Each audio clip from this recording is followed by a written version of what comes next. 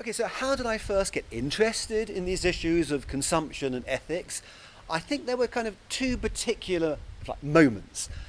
One was when I was working on material culture and amid social scientists, I could see that everybody was avidly into modern mass consumption. You know, we talked all the time about clothes and fashion and food and restaurants and holidays, and everybody felt, you know, it would be nice to earn a bit more to be able to afford more of this.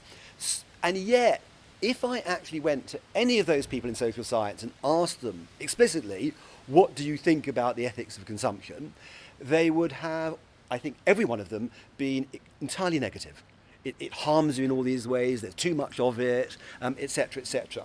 So I'm always interested in things that are discrepant. How can it be that you have this diametric opposition between what you would think based on people's practices and what they actually say about what they do? So I was interested, how do I solve that one? The second one, actually, I must admit, came from listening to the Archers in those days. And two figures in particular, because it was a radio soap opera, and there's a figure called Linda Snell. And she represented, if you like, ethics, certainly with regard to anything to do with consumption. So if it was about, you know, making sure that people did their recycling or ate organic, etc., it was always Linda Snell that got everybody in line, right? And at the other end, there was a group of the Grundys, and they're kind of the ones who do all the wrong things, and they're always, you know, they cheat a bit, and they kind of get things in the wrong way, and they're not particularly concerned about wider ethical things.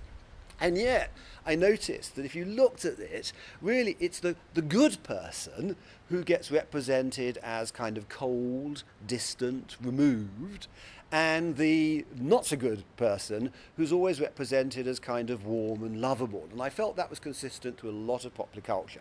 So again, that's what interests me. How come good is not represented as good and bad is not represented as bad? And then in trying to sort of understand these things, I suppose in terms of academic influences, the key one for me has always been the work of Pierre Bourdieu out of Anthropology, because I think he showed that you have to see these things as symbolic of all sorts of other things going on in society.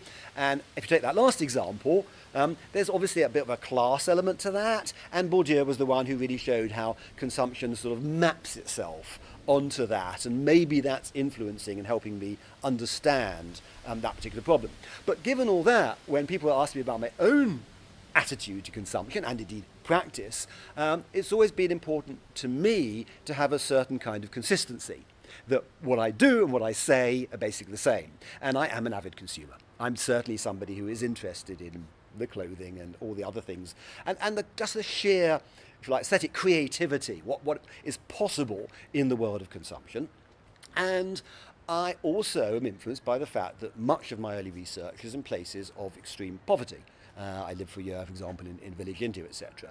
So the starting point for my personal ethics is I want everybody to have the same consumption capacity that I have been able to enjoy. And I cannot possibly, on the one hand, have that kind of practice of consumption and not want it for everybody else. And then that would be my starting point for then looking at issues about the constraints and sustainability and climate change, etc.